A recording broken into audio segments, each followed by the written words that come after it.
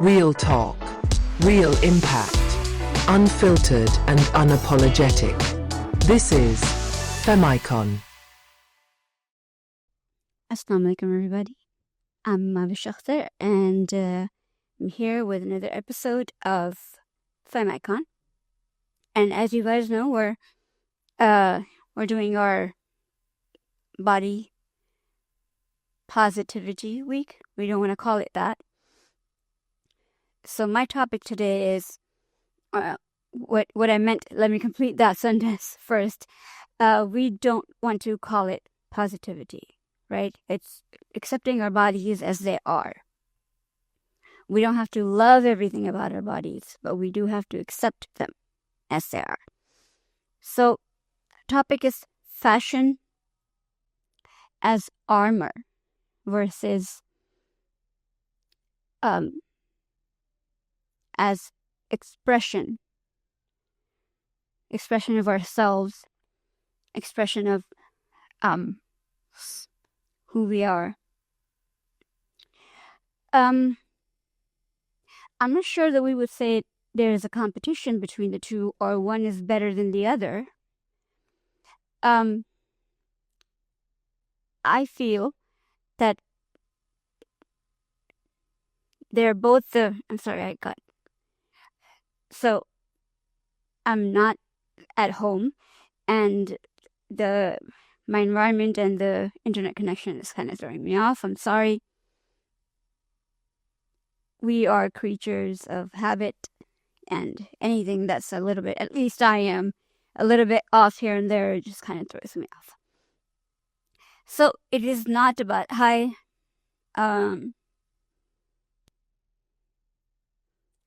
Zan, I see. I'm sorry, my glasses. Let me put them on.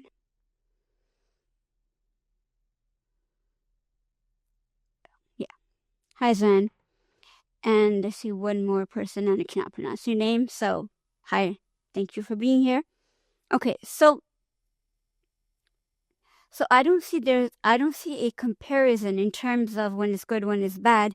We have different ways of representing ourselves and presenting ourselves in front of the world, right? And we'll get into what that means for us as individuals and for us as a collective. But let's talk about what armored fashion is. And I know we're seeing a lot of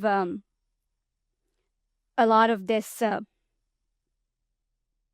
hello to everybody, to people who just joined.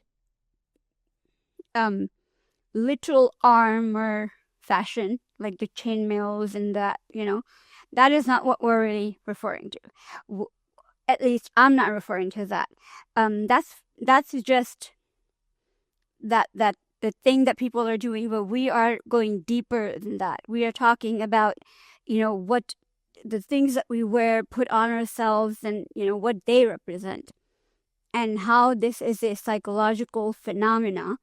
The fashion armor, how that's a psychological phenomena, and how it came to be, and what it means, and how and when and where.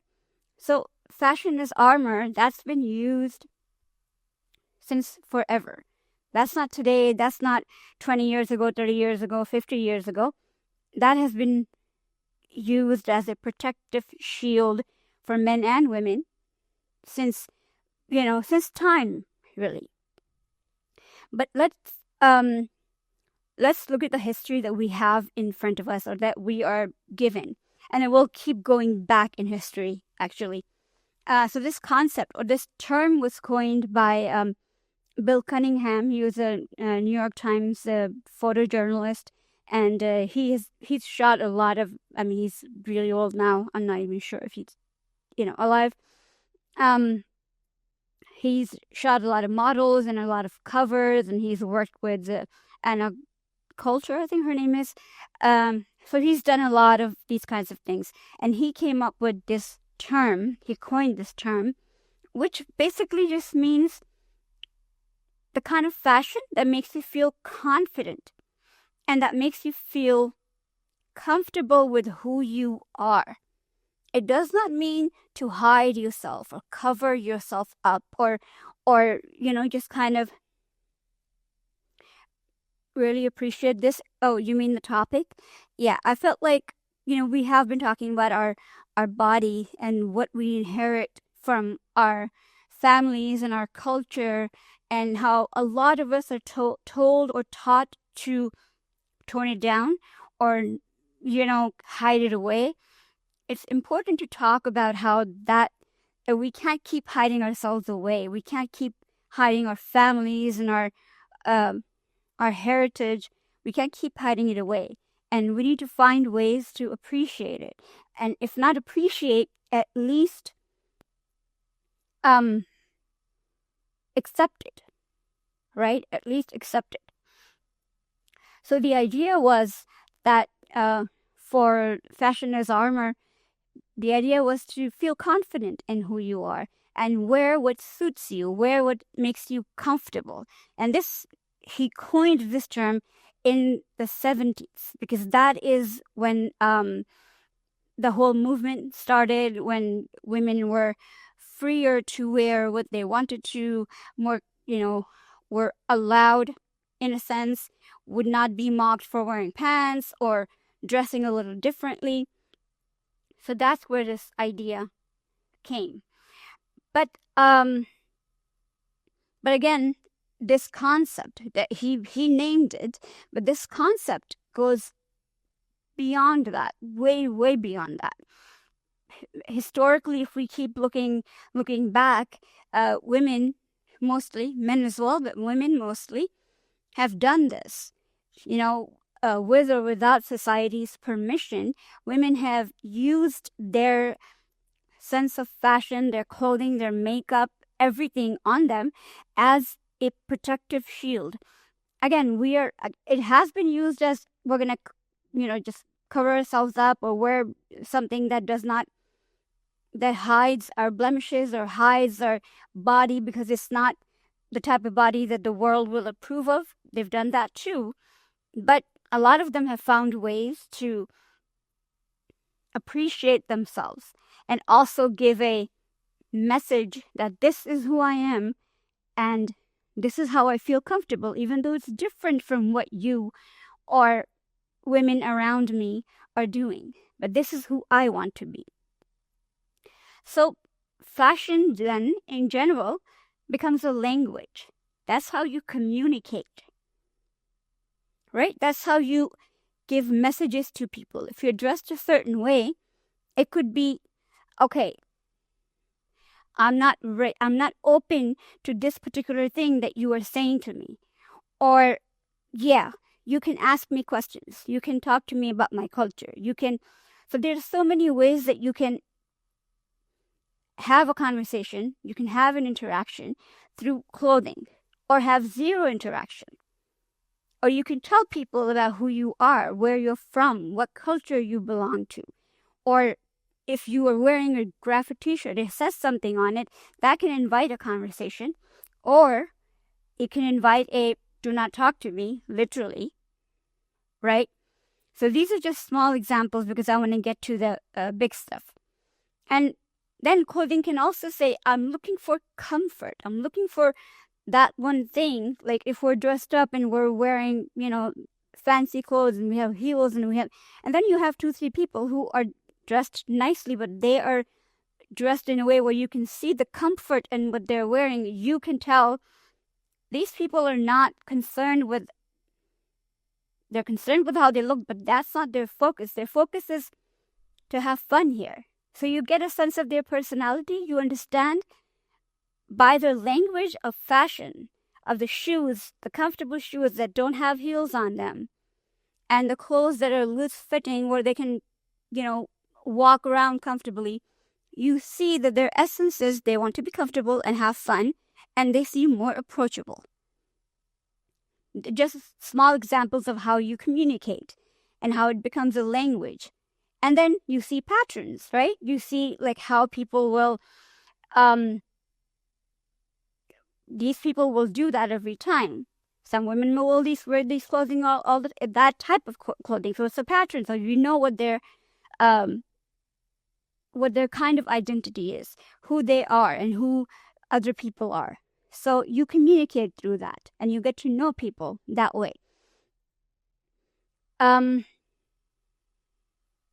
Fashion serves as an armor for the marginalized, the oppressed, and the ones who don't have their rights and cannot speak up.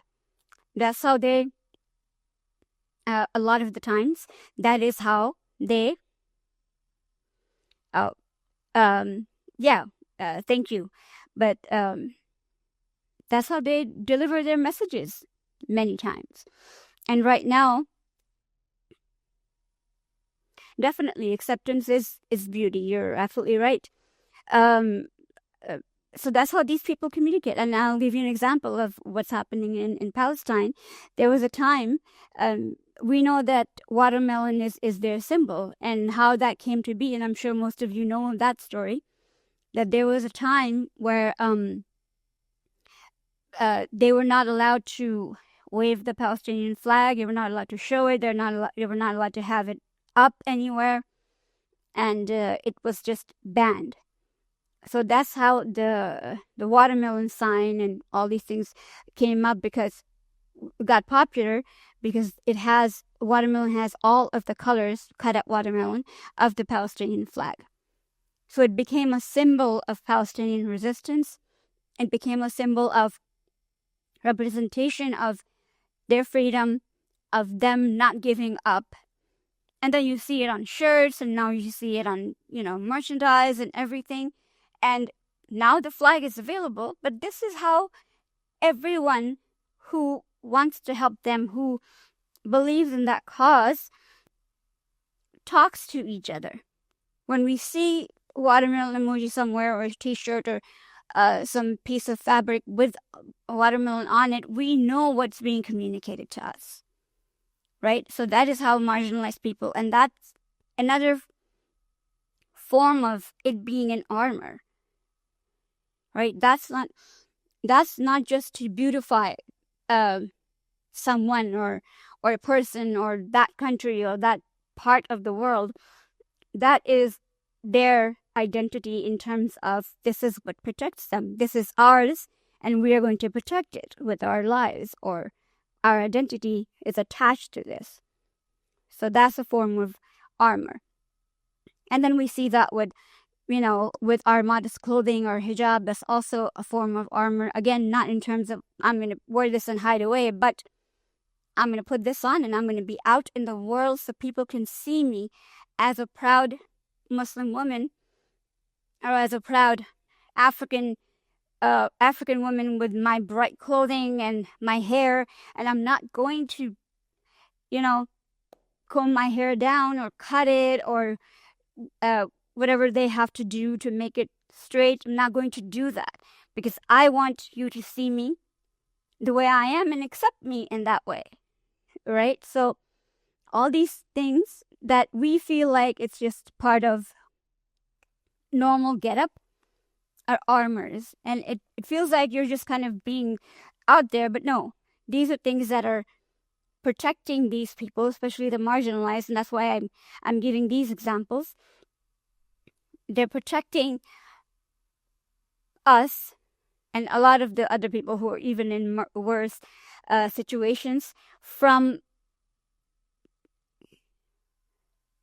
You can still be attacked for being obviously different, but this is an armor in a way where you are not in people's faces and arguing, yelling, but it is you. You have that comfort of the confidence of, I'm me. And this is something you can't take away from me, right? If somebody's grown up with a certain kind of skin, that can't be taken away from them. And we'll talk about all those things when you're not happy with how you look and how you want to change it. But if you are using yourself as an armor, then how you will, let the world see it and protect yourself with, I'm proud to be who I am. This is me. Accept it, take it or leave it. That's who I am. So protecting and preserving your heritage, yourself, all of it becomes part of that. So like I said, that this goes, historically, the idea of fashion being armor, fashion being a kind of protection, and a way to express oneself, but also to not fit in, but to command respect and command that I mean something, I have value in the right way. That goes back, like way back. Heels, and I'm sure you guys have heard that too. So the concept of heels did not start with women. The idea wasn't that some women just decided, I'm going to start wearing heels and I want to, my ankles look really good that way. No. Butchers in the 14 or 1500s, butchers used to wear heels, like really thick ones, the platform thick ones, to protect their pants and their clothing from the blood on the floor when they're, cutting meat and whatnot. So that was basically how they were used, and nobody else really. And some men, other than that, some men, not that big, the heels weren't that as big as the butchers, but just tiny bit of, platform soles. Some men used to wear them as well. Now, first female to wear the heels were one of the queens. It was her name escapes me. Which I don't know which one. I should have. Hi, let me check your name. Marif. Thanks for joining us, Marif. So it was one of the queens in the 1600s or so. The reason she wore heels was to be able to be on eye level with all the statesmen, all the other kings and rulers that she had to deal with, to be on eye level with them. And she wore them in a way where they would not show, because it wasn't a thing for women to wear those. So she had them on, and that was her intention, that so that she doesn't look small, and she doesn't have to look up at all of them when she's talking, or she's giving them orders, or she's making deals with them. So that's how it started for women. She was the first one to wear it, and she hid it for the longest time because she did not want to reveal that she's wearing them. And then other than her, then gradually one or two other women, same in position of power, kind of wore them, and gradually then it became other women who wanted to have a status and feel confident around men when they were in this kind of company where they wanted confidence and respect from men. They wore it then. And then, as there's a lot of detail with how heels became a women's basically product. End result was that when women started wearing it more and more, the purpose was still, for the longest time, because women wanted to be on eye level, and they wanted that same kind of respect and confidence, and wanted to be heard and looked in the eye. When women started wearing it more and more, then men just said, okay, well, if they're wearing it, then we can't wear it anymore. Literally, if you go through the entire history, that is how it ends, when men just said, forget it. They're wearing it, we're not going to. So that's how it ended. So yeah. So basically that is concept of armor. Fashion as armor. We will talk about it more in other, other contexts, and this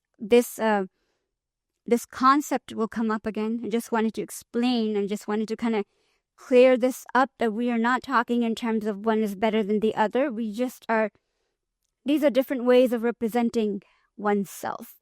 And some people use it as that this is my identity, this is who I am, and you cannot step beyond a certain it cannot step into my space, I would say.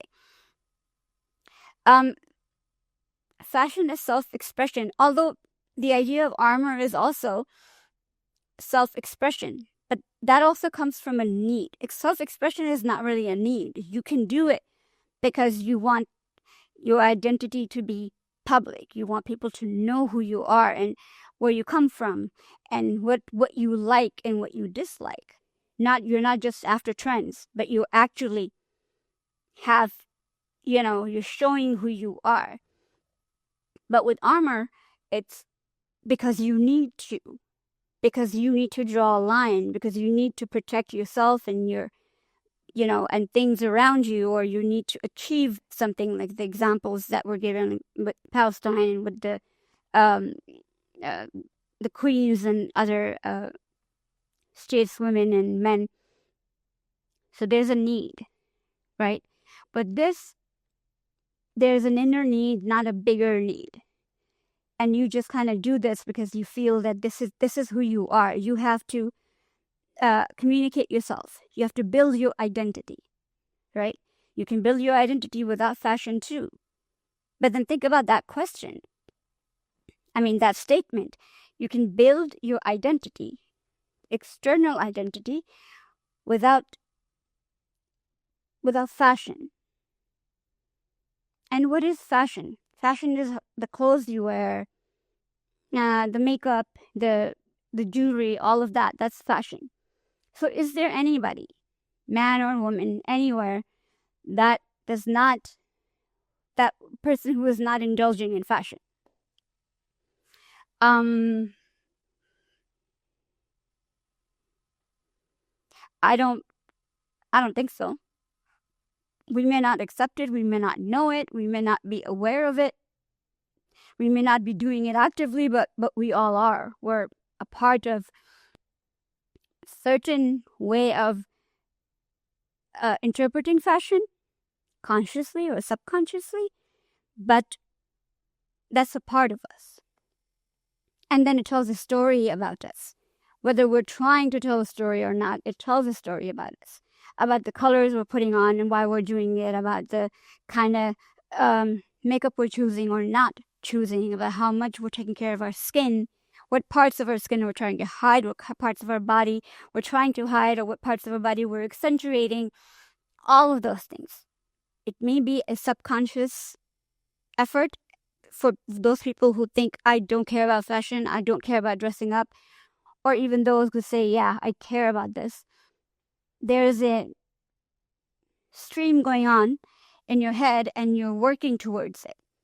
So there is no such thing as not caring about this or not being involved in this. So how is fashion self-expression? So we said it communicates identity, right? You are communicating your identity. So if you take a person who actually enjoys dressing up and enjoys putting everything together, now we're talking about personal identity. They have a way of putting things on.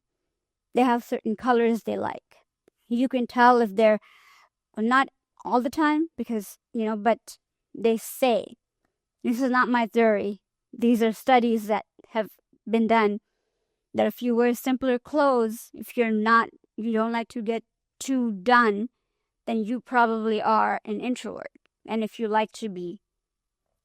bold in your choices of color and clothing and whatnot, and you're probably an extrovert.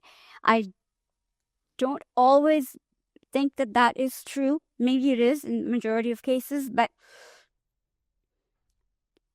bold clothing and jewelry and makeup is not an invite to, hey, come talk to me. I want to, be your friend, or I'm up for conversation. That's not always the case, but yeah. The pattern of how you dress and the pattern of how you put yourself together definitely speaks to your personality. And then also, of course, it makes you feel confident. It makes you feel authentic. And again, confident, of course. Anytime you dress up, you're going to feel more confident than when you just walk out just like that in your PJs, I guess. But feeling authentic. So if you're following a trend, for sure, like I said, you're going to feel good about yourself. But when you are letting yourself decide what you're going to wear, not a trend and not a TV show or the internet, but what you feel like you want to wear and how you want to wear it and how you want to accessorize it, you'll have that authentic feeling of being you. Because you're showing the world who you are.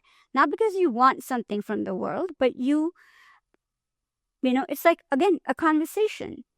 When somebody asks you, what do you do? Where do you live? How many siblings? All of that, you will tell them the truth. It is the exact same thing with an outfit that you're putting on, with the kind of makeup you're putting on. You're telling people who you are. And the changing it up part, just kind of playing with the exploration, that can also be something that brings more life to you. Exploring doesn't mean that you're becoming a different person and then again you're lying to your audience. No, like I said, pattern, right? You're giving them more of yourself every time you wear something different, every time you accessorize in a different way, different colors, different, you know. Again, our brains are not actively thinking all that, but that process is happening. Every color is an emotion. Every color is a thought. So when we are dressed in a certain way, we have these patterns and colors and this jewelry and all of this on, and we'll come to our body and shape because this is important to talk about. We're just discussing fashion in general. We are giving messages about who we are, and we're explaining more and more about ourselves to the people that we're around. And it's important for us because when we dress up, we may not think about it, but everything we have bought and everything that we own had a purpose for us, had a meaning for us. It said something to us. It spoke to us in a certain way, and that is why we got it. So it means more than just this was pretty and I got it. And we'll talk about that in a minute as well. All right, so psychological impact of fashion. And this is where we'll talk about what we were saying.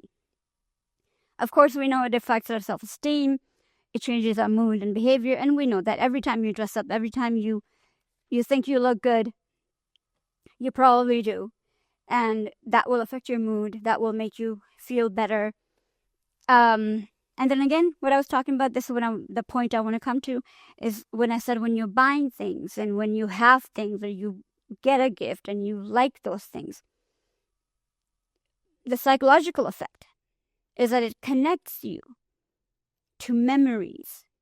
It connects you to people that you care about. Something similar about, oh, I like this color because of something that clicks in your brain. Or I want to get something similar to so-and-so. Again, these may not be active thoughts, but this is subconsciously going on. So that psychological element is also very much present that connects us in terms of our communities, our people, our, friends and family. Just yesterday or the day before, I'm visiting my sister and my nephew and his wife, my bahu, I guess. And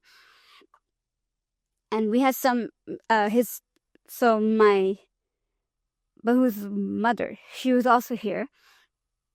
I came downstairs, I was wearing clothes that were like pink and green, like light pink, like the really pastel type. And my sister was wearing darker pink, like a dusty pink. And then they were both wearing lighter pink and greenish, same color, similar color. I didn't think they were the same color. I came down and my sister's like, oh, we're all wearing pink and green and we were all different shades. Point being, she wanted us to have similar colors. Again, I'm not saying that she just made it up out of thin air, but there were different shades of green and pink. So you see, we have a need to connect. We have a need to have our people. And then we have a need to have some kind of connection with them. Not some kind of, but every kind of connection. So whether it's through the way we think, or the way we dress, or the way we talk. And then there was a 5 to 7 minute discussion on, oh yeah, so this color matches this color, or does this go with this? Because there is a need to be a community. Even through fashion, there is a need to, it's like, oh, you like this designer? I like this designer too. You like this color? That was my favorite color. The next day, somebody was wearing something orange and the other one said, I remember you from back when 15, 20 years ago, you loved the color orange. So all of these things, there are connections that you make, and that's what we get. The psychological satisfaction of being in a group.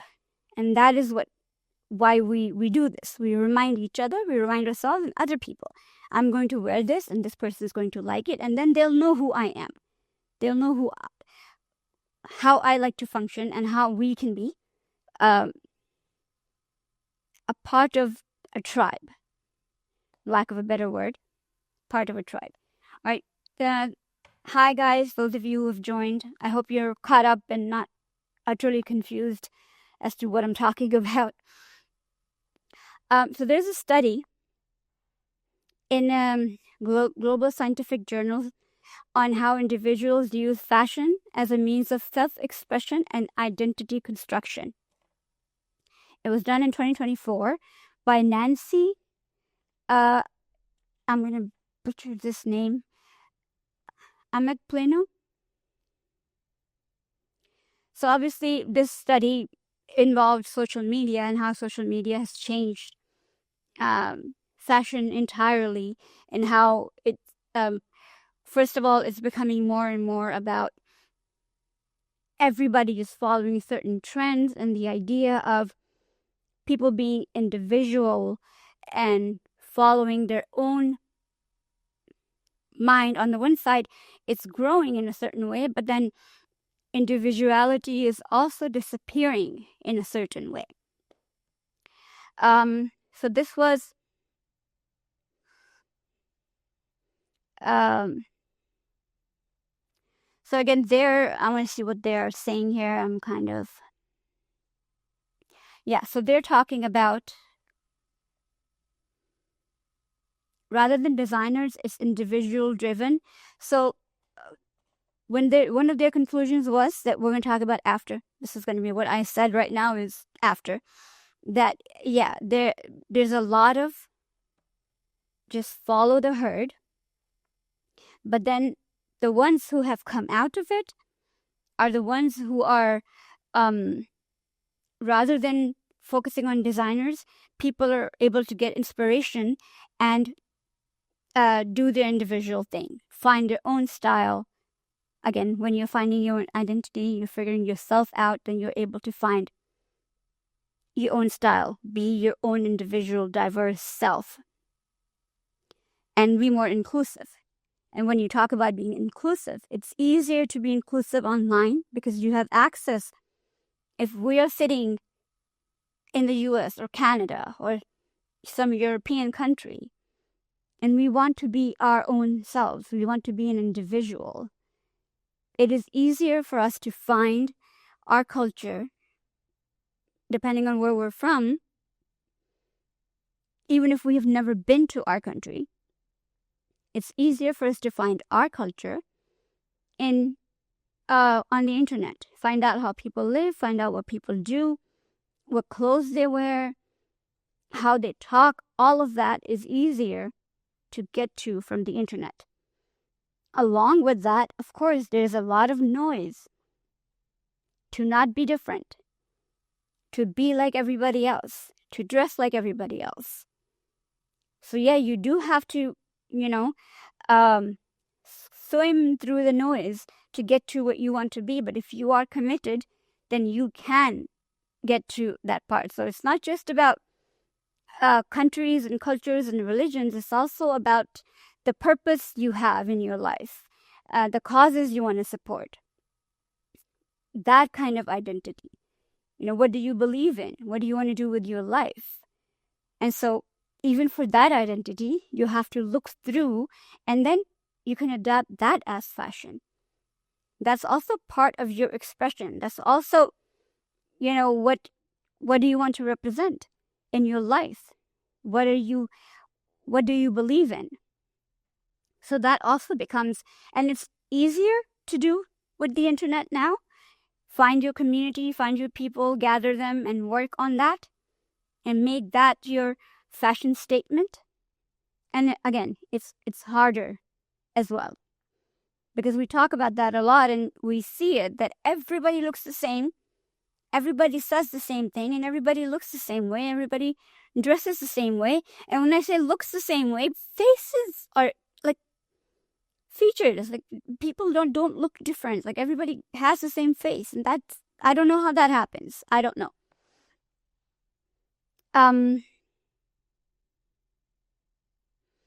That study also talked about that, again, like we're talking, fashion is not just about clothing. It's about your heart. It's about what you believe in and who you are. It's essentially who you are. So it's important to have empathy. And that was another thing that it's hard to come around.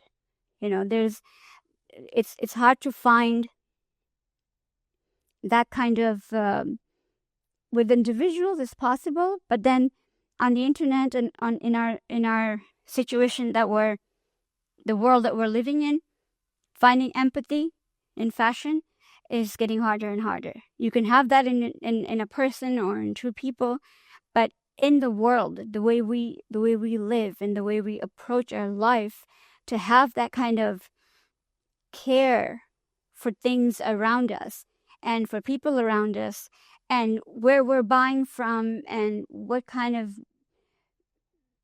situation, and how this designer or this fabric or these things are being put together, that empathy is key. So if you are building your identity, if you care about fashion, if you care about clothing, if you care about makeup, then that empathy is going to have to be a part of your journey, and also your psychological well-being, right? You can't say that you care about certain things, or you are working for a cause and then wear makeup from a brand that that is involved in animal cruelty. That's a side note that I'm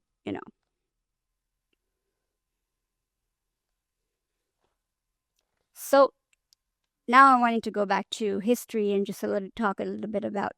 And another point is that obviously, we try to separate politics from fashion, and that never happens. Fashion changes over time because of politics, because of religion, because of laws that get made and then broken.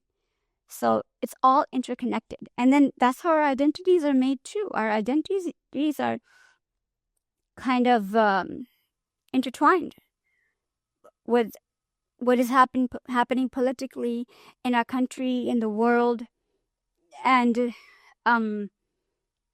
how religion is progressing, changing back and forth, whether it's our religion or somebody else's religion, especially now since everything is on our fingertips, right? So things just kind of,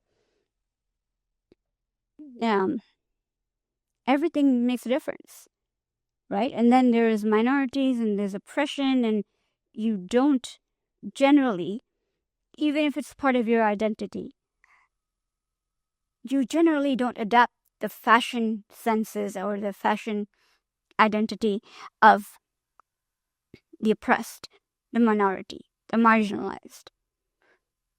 Even if you're part of that group. I mean, the idea is to take pride in who you are and how you dress and your culture dresses and your own self. But of course, if you're being marginalized, and you will be made fun of and you will be teased. And again, over here, we can give examples of even the color thing. Why do we idealize white people? Or the lighter color? Because our occupiers were white. So they took advantage of that and kept us down. And now, somehow, we feel that if you are Gora, then you are, I don't know, better.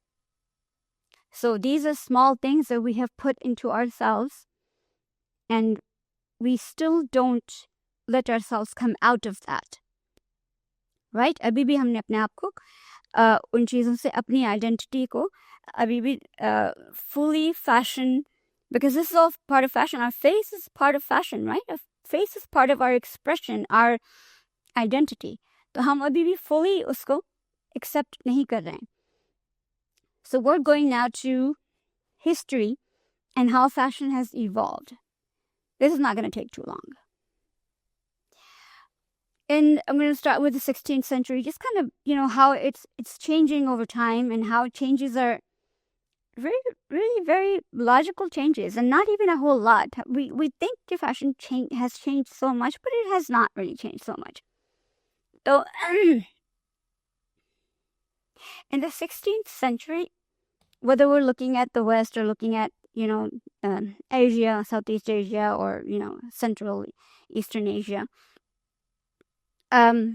fashion everywhere, clothing ki had tak baat karein to it was very extravagant, very colorful. Even in the West, clothing was very colorful and very extravagant. Fabrics were very rich and like velvet-like fabrics and, and बहुत ही जैसे हमारे जिस तरह का होता है in time of the Mughals, जैसे बहुत ही, everything was done very intricate but heavy, body. And that is how it was everywhere around the world. And then it kind of continued in the same way. And of course, everybody wore long dresses. Even men, mostly, wore long, in the East, most of the East, there were long dresses, abayas, thobes, whatever. But the U.S. and the West was only places. Even a lot of the West, they had skirts and dresses. A lot of the West, and those long robes that they wore, and even their coats that they wore over their pants were longish. So the concept of just keeping yourselves having a lot of fabric on you, that was everywhere. I guess it was colder also overall in the world. Don't know. Then around 18th century, interestingly enough, the shift came in 18th century that, and I'm skipping all these other because it was very similar, nothing much changed. In terms of fashion, nothing much changed. And what I mean by that is, of course, a lot happened, but जो एक general वो होता है ना कि how are women dressing and how are men dressing, it was very similar in that way. Of course, women had a certain way. They could not, they had more layers and all of those things, but there wasn't a huge difference in the way they, मतलब कोई बहुत changes नहीं आए. But 18th century के बाद there were a lot of changes where men and women both started to wear trousers in the East. Right? So the East, Central Asia में, the things that started to happen were, again, the elite usually have robes, but the women just started wearing, they had similar clothing, but women would just have more color on them, and their bows were a little bit. So that started to happen. And then in our cultures, we know that we have pants and shirts, and that's always been a thing. Shirts have been, unchi bhi hain or nichi bhi hain, and hamare to phir wo ghararas and sari and all those kinds of clothes, and men have those too. So in all of this, southern areas, if you will, there's more variety of clothing. And in the European world, there were some, for practical reasons, there were some pants available for women, but they were not a very common, very staple thing. That came much, much later. But we all know that we had all sorts of so many options always available to us for clothing. And how did pants actually start in the US? I know this is a little bit off topic, but I find it so interesting, always interesting to me. I feel like they're the last ones to find that it's okay to wear pants for women. I don't know, because when I was doing this research, actually I've done this research before for another topic that we did. I think we did women's rights. Usme humne ye research uske liye ki thi. So I just find it so interesting that हम पहले भी centuries के ऊपर हम कर रहे थे बात. तो this is what we found last time इसी तरह, and we meant in more detail actually, if you want to know more about this particular subject. के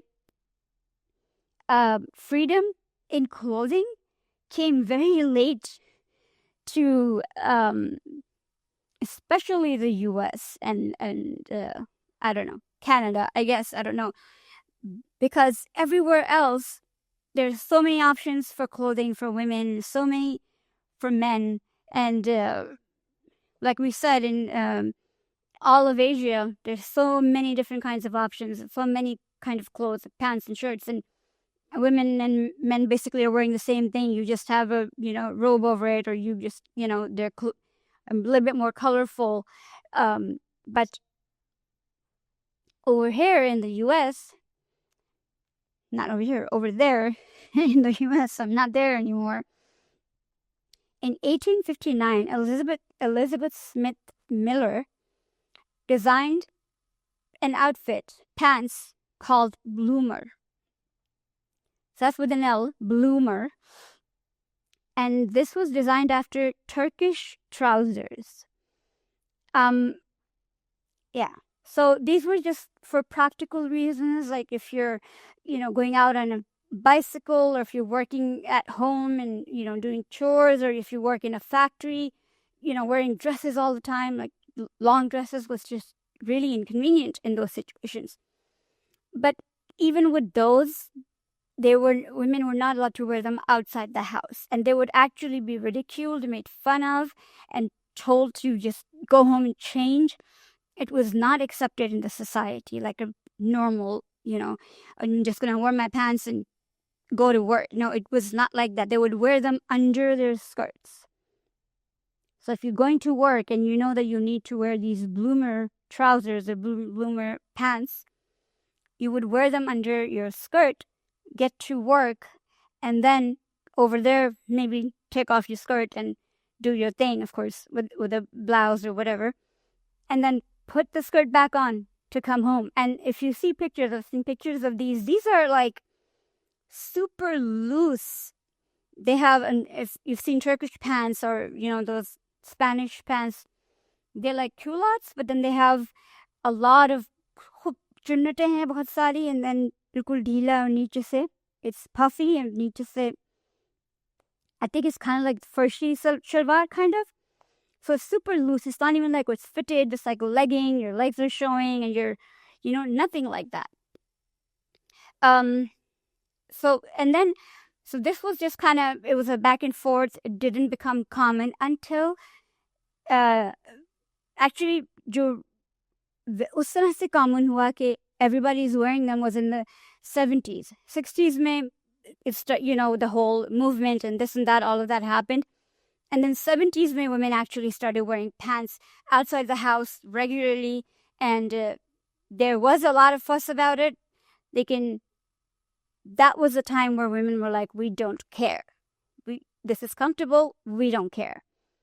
So 60s में शुरू हुआ and 70s में, okay, you can wear pants. So yeah, it came really, really late to the US, but the marking point was in the 30s. Women in Hollywood, there was one, she was supposed to be, I forget her name, she's supposed to be she was before my time, trailblazing actress who wore pants, I don't know, in a movie, in a premiere, I don't know. And so she started that, but still there was a lot of criticism. Still women were not allowed to, they couldn't walk out with it.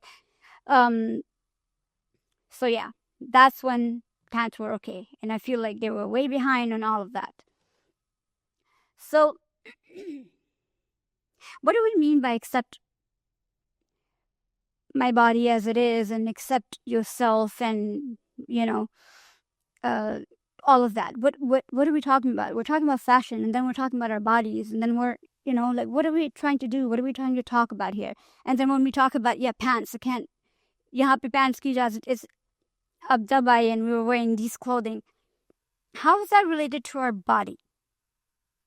Now, let's think about it for a minute. How do we use fashion? Just think about that. We use fashion, kapde, makeup, jewelry, all of that, mostly with the intention of covering something up. And that's why accepting your body is extremely relevant with, अब हमने जो सारी fashion की बात की है कि it is part of our identity. It is it is a language for people who we're not talking to, but we are around, who see us, who we see.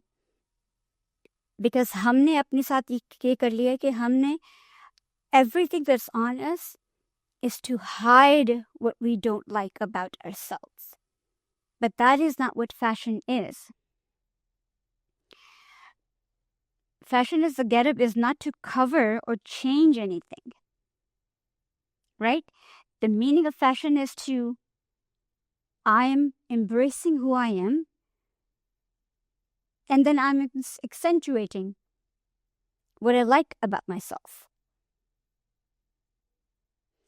So, acceptance of your body, of your face, of your features, of your hands and feet and everything. First of all, it does not mean to love everything that you have on your body. We're not asking you, or the psychology of accepting yourself does not mean that you have to, I love my body. That's what the idea when we started, I said body positivity. I don't know about that, but accepting your body, taking ownership that this is how I look and I am okay with it. There's some work involved in that, of course, but that's what you're doing. And when you put on a piece of clothing, you don't say, I want to hide my stomach. I hate it.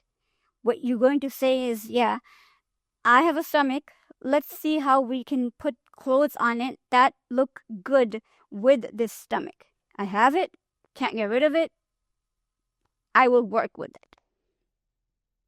Because you can't get rid of it, can't cut it off and throw it away, right? Or, this is my skin color. I'm going to accept my skin color. I'm going to accept whatever blemishes I have on my face. And then, I'll put makeup on. But I'll use a foundation or a concealer that suits my skin. I will not make it lighter or darker. And then I'll work with whatever other makeup products look good on my skin color. I'm not going to sit in front of the mirror and say, God, I'm so ugly. I can't कुछ नहीं अच्छा लगेगा मुझ पे, look at my nose, मेरी आँखें इतनी छोटी हैं, ये नहीं होता, वो नहीं, that's not going to help me. I'm going to find what looks best on me, and because I'm not ugly, I just need to find what looks good on me. So that is what accepting your body looks like, or should look like. There's another survey that happened. Where did it happen? It happened in Florence, University of Florence, behavioral sciences department. 372 women, 377 men. Psychological well-being and body acceptance correlation was done between men के लिए भी and then women के लिए भी. So what were the results? So yeah, so what they found was that the correlation, and of course we can guess that most women were not satisfied with different parts of their bodies, and they were not, and the more dissatisfied they were, the more unhappy they were psychologically. And of course, men were also, this was a correlation with men as well, but more so with women. Right? And so so what happens in that is that you put in your head the idea that if this one part of me is not good enough, then doesn't matter what I do, nothing will look good. तो हमने ये चीज़ कर ली ना कि ये नहीं है कि हाँ यार अब I have this one problem area, as we say, problem area. लेकिन ये चीज़ तो ठीक है, this is nice, I look good here, this looks good on me, this color suits me. We have just completely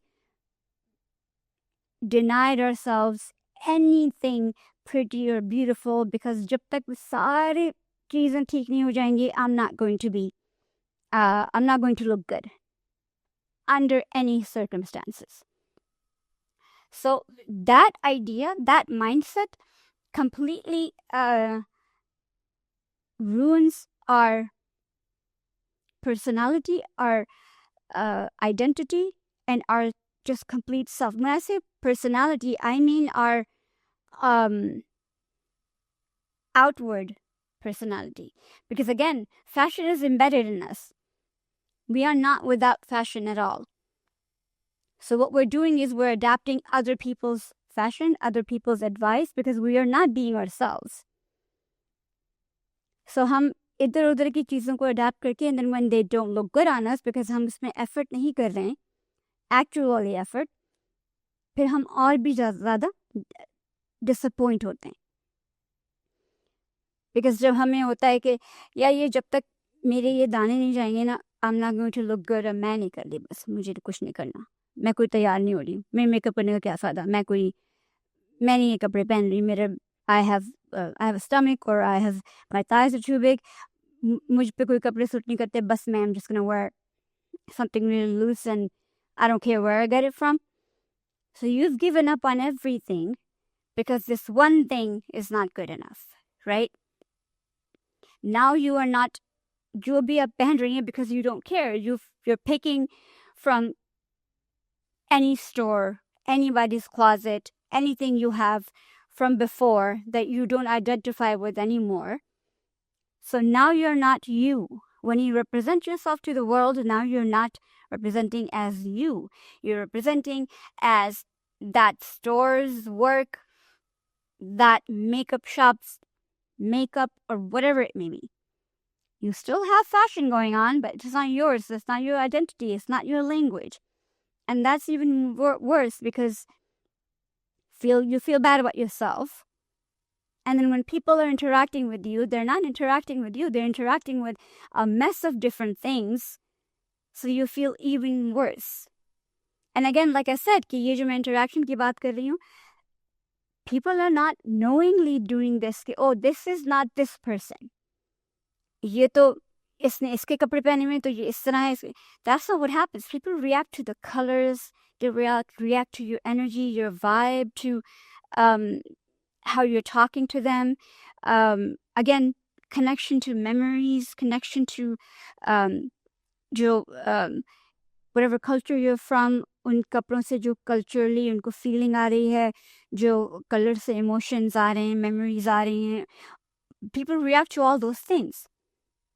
And that mix, they think is you. And then they talk to you in that way. But it's not you. You don't respond in that way. And then you feel worse about yourself because you feel like, why are people treating me differently than I am? Again, I know I'm going into this philosophy and the psychological process of this because it is that. And now if you start to pay attention to it, you will see that this happens the day you dress up with thought in your head. And I'm not talking about dressing up like putting 7 layers of makeup on your face or, taking out some gharara from a wedding you went to or whatever. I'm just talking about putting on nice normal clothes and just, I don't know, washing your face and putting on concealer. I don't know what anybody, whatever your idea of just being normal to walk out of the house, but doing it with what you find identifies you. And while accepting yourself, while knowing I have flaws, everybody does, but they're mine, and I'm okay with it. Because I'm not the only one with flaws. The person I'm going to go meet, they're going to have things that they're insecure about, just like me. They're not perfect. Understand that. Nobody's perfect. So there are some strategies that people use, and most of them turn out to be, there's only 1 or 2 things you can do, like what I have been repeating, and that is really the only thing. But it works if you keep consistent with it. But the problem with us is that it's hard for us to keep consistent because we have so many mixed messages in our life and in the world, because consumerism and people want us to buy things. So, yeah. One is positive rational acceptance. And that is what we're talking about. That accept yourself in a rational manner. That I have this. And many times, again, honestly, you may not even have that particular thing that you're focusing on. Nobody may have noticed it. And you may just be, because you focused on it, you see it so much. But even if you have it, that particular issue, like you feel like your nose is too big, your lips are too small, these are all my problems. You have to understand that doesn't mean I stop caring for myself. Just because I feel like this part of my body, my face, does not fit my face. I don't know how that, it does not mean that I stop caring for myself. That I don't have something important to say or important to communicate through what I'm wearing or what I have on to the world. It's not that big of a deal. It's not that serious in terms of that one body part. Like, okay, I am not a perfect whatever size, but there is no such thing as a perfect size. So I'm going to wear clothes that fit my size in the best way possible. And I'm going to try to look my best so people know me in what I like to wear and how I like to dress. And some people may not like what I'm wearing, but they will know me. They will know who I am. And I may still, the parts of my body that I don't like that get shown, they may still show, but hey, that's who I am. And those things, some things that are permanent, like not a matter of weight or anything like that, are not going to change. So what am I supposed to do? What I cannot, we accept it.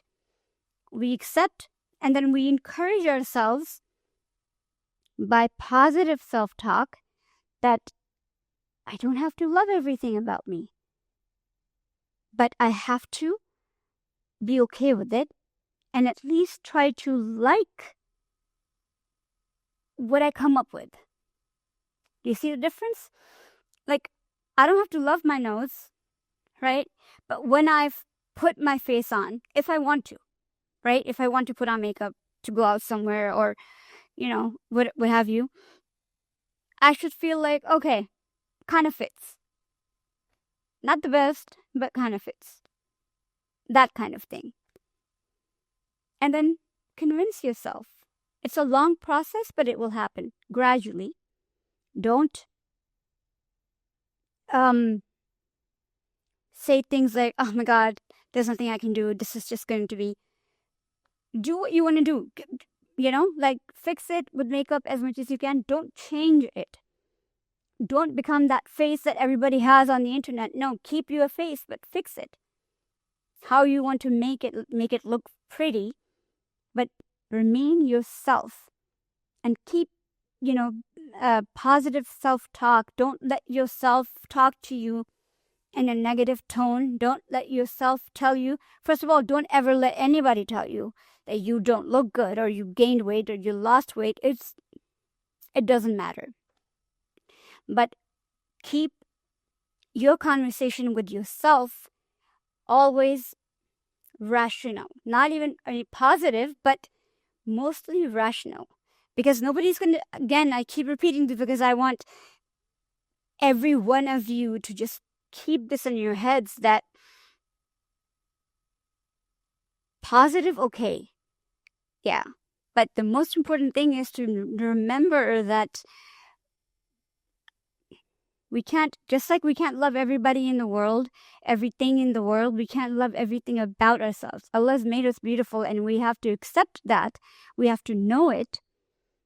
But if you feel like you can't love everything about you, every single thing, at least know that if Allah's made it and we don't see the hikmah in it in this moment, this particular body part or this particular, thing that we have or whatever it may be, then accept it.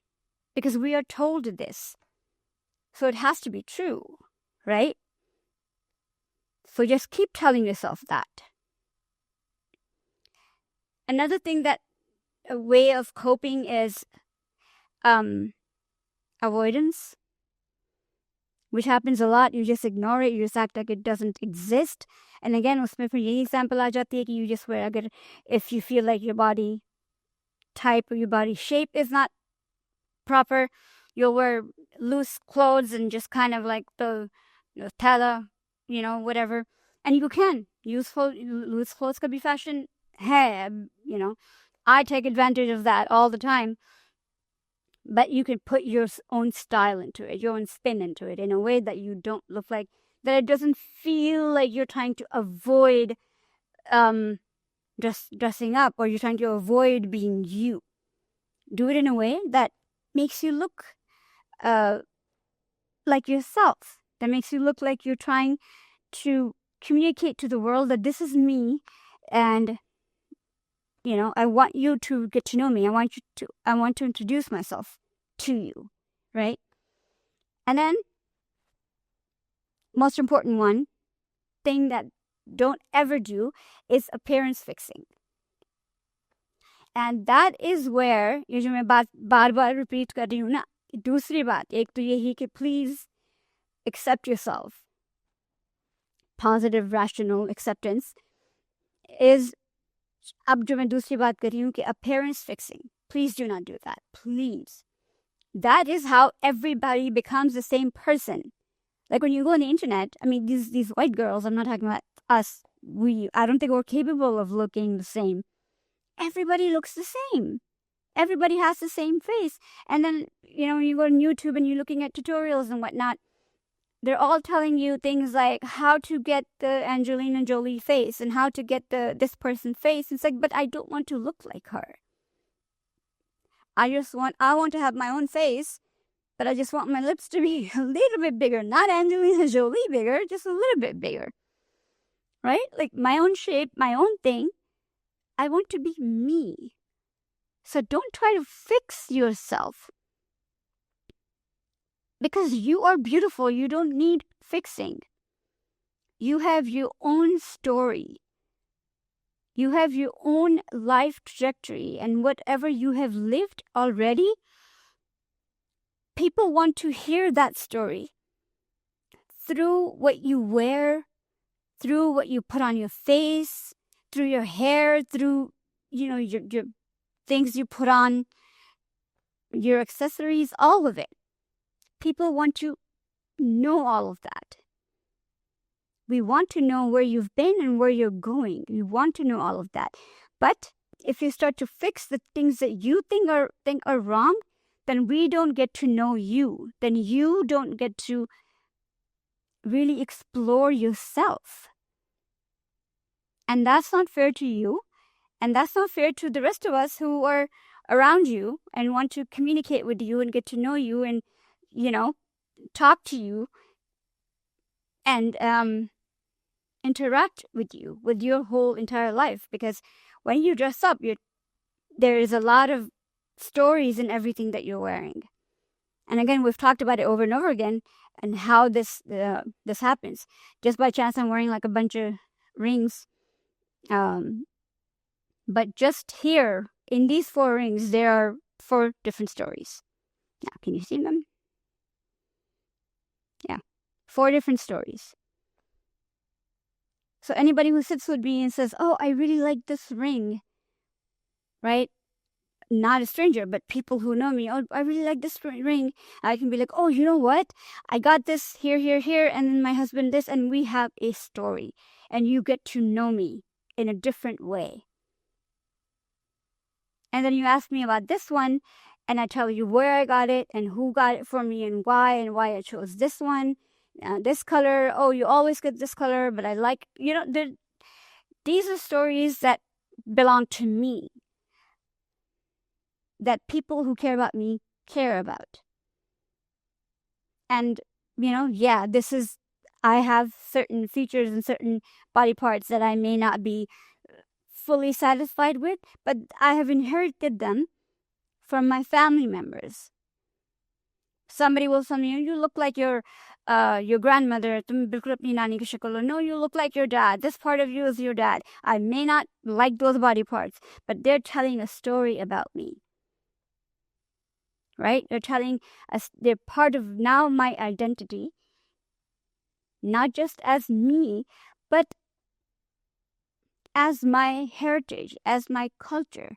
So you are just not just one individual with an ugly, neck or ugly chin or whatever. You are a whole story. And your fashion is telling that story. Let it. And whether you believe it or not, we all want to hear every single one of you, all of your stories. And this goes for the men too, by the way. I'm focusing on the women because, as I said, the studies we've gone through, that women actually are more concerned about these things. Men are too, but women are more so. So fashion is not a way to hide yourself away. Fashion is a way to express yourself, to be out there in the world, to, if you're still exploring your identity or your fashion sense, do it, explore it, but don't hide from it. Fashion can be armor, and armor doesn't mean you're hiding it. Armor just means that you're finding what makes you stronger and what works for you in what way. And that is fine. Do that. Make it work in whatever way you want to, but don't hide from it. Don't hide yourself. Don't hide from it. And don't think that you are going to, you are less than because you look different, or you don't look like a certain person, or you are not, nothing about your fashion is trending or trendy, or you are not the mainstream. And it's better that you're not mainstream, because I don't feel any of us are mainstream. Most of us are mainstream, because there's no such thing as that. There's very few, I would say, consumerist who are mainstream. Other than that, everybody has their own sense that they make from what they see around the world, and they have explored about themselves and about their life and what they want to do and what they've learned, right? And then they make their own ideas about their life. And I feel like that's fashion. Whether you want to say it, fashion is armor, fashion as expression, fashion as a positive identity maker, all of that. But it is a part of you.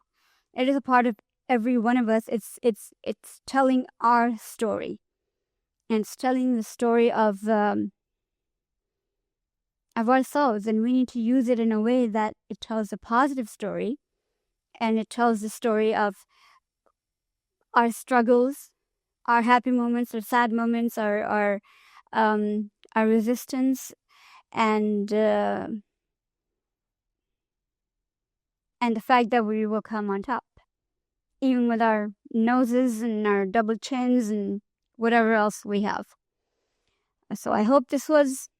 Is this my last page? I hope so. Yeah, this is my last page. And thank you so much for patiently listening to this whole rant. And I hope this was helpful. And I will see you next week with the new topic. Have a good day, good night, good morning, wherever you are. I will see you next week. Bye.